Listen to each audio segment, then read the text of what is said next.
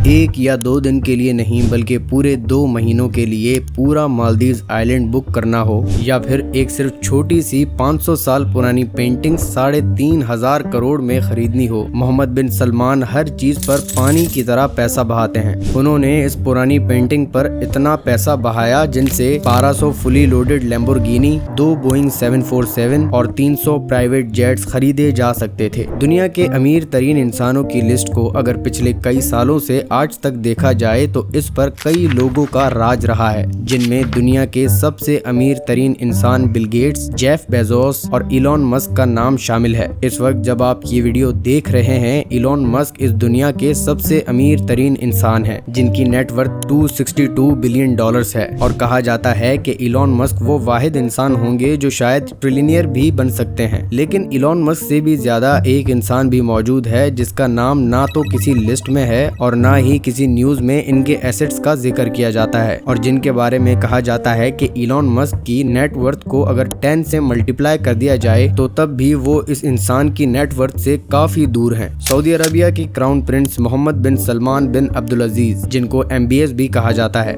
Internet की information के मुताबिक तो इनकी नेटवर्थ $25 बिलियन है, मगर अनडिक्लेयर्ड एसेट्स को अगर मिला लिया जाए तो इनकी नेटवर्थ को देखते हुए ना मोहम्मद बिन सलमान लखपति हैं ना ही करोड़पति, बल्कि ये खरबपति माने जाते हैं। हाल ही में मोहम्मद बिन सलमान से इस बच्चे ने मिलते ही उनकी मर्सिडीज की तरफ इशारा करके कहा कि मुझे ये मर्सिडीज चाहिए। मोहम्मद बिन सलमान ने बगैर कुछ सोचे समझे उस बच्चे को अगले ही दिन ये मर्सिडीज गिफ्ट कर दी, जिसके बाद ये वीडियो इंटरनेट पर बहुत ही वायरल हुआ। इस मर्सिडीज की कीमत लगभग $30 मिलियन बताई जा रही है। मोहम्मद बिन सलमान सऊदी प्रिंस सलमान बिन अब्दुल अजीज के 8वें बेटे हैं। ये पूरे मिडिल ईस्ट के सबसे ताकतवर इंसान माने जाते हैं। दुनिया की हर महंगी से महंगी चीज भी इनके सामने जीरो के बराबर है। गोल्ड प्लेटेड बुगाटी हो या फिर लैम्बोर्गिनी, इन्होंने अपनी हर गाड़ी को कीमती से कीमती बनाने के लिए उस पर गोल्ड की प्लेटिंग करवाई हुई है। लेकिन इतना पैसा इनके पास आया कहां से और वो इन्हें अपने पास कौन से शौक पूरे करने के लिए इस्तेमाल करते हैं। दोस्तों, सऊदी के शाही खानदान को द हाउस ऑफ सऊद भी कहा जाता है। इस खानदान को पूरी दुनिया में रिचेस्ट फैमिली होने का भी एजाज हासिल है। आपने आज तक इस खानदान को बड़ी बड़ी और चमचमाती गाड़ियों में देखा होगा। दोस्तों, सऊदी खानदान का एक सबसे बड़ा एसेट है और वो है सऊदी अरामको, जो दुनिया की सबसे महंगी तरीन कंपनी है। ये इतनी महंगी है कि अगर फेसबुक, टेस्ला,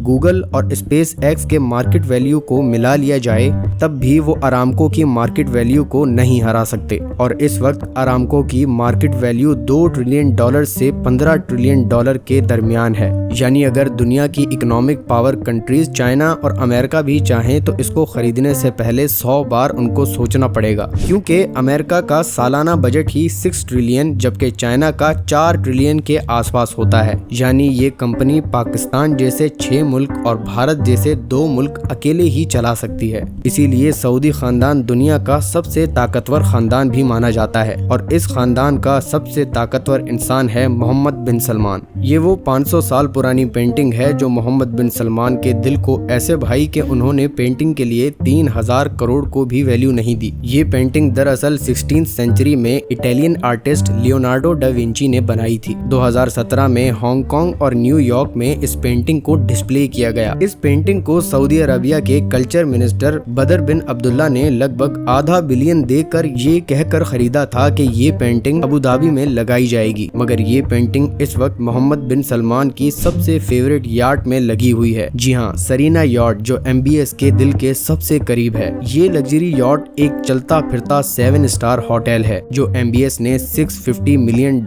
यानी लगभग आधे बिलियन से भी ज्यादा में खरीदी। दोस्तों, इससे पहले ये यार्ड एक रशियन वोडका टाइकून की थी जिसने MBS से $650 मिलियन तलब किए थे, यानी ये तकरीबन 3800 करोड़ रुपए बनते हैं। ये यार्ड दुनिया की टॉप 10 लार्जेस्ट यार्ड में आती है। फ्रांस में वेकेशंस मनाते हुए मोहम्मद बिन सलमान को ये यार्ड नजर आई थी और फिर उन्होंने बगैर सोचे फौरन ही इसको खरीदने के ऑर्डर जारी कर दिए। इसमें ऑटोमेटिक कलर लाइटनिंग जकूजी, एक giant helipad, sitting rooms, lounges, master bedrooms और बार्स मौजूद हैं। और यही नहीं, इसमें 2 मूवी थिएटर्स हैं जो MBS को हमेशा एंटरटेन रखते हैं। और ये यार्ड अपने अंदर एक गैरेज भी रखती है जहां MBS की महंगी से महंगी गाड़ियां पार्क होती हैं। Bugatti Veyron grand sport extra gold plated $12 million की की ये बुगाटी ग्रैंड स्पोर्ट दुनिया की तेज तरीन गाड़ियों में शुमार होती है, जो मोहम्मद बिन सलमान ने अपने लिए खरीदी है।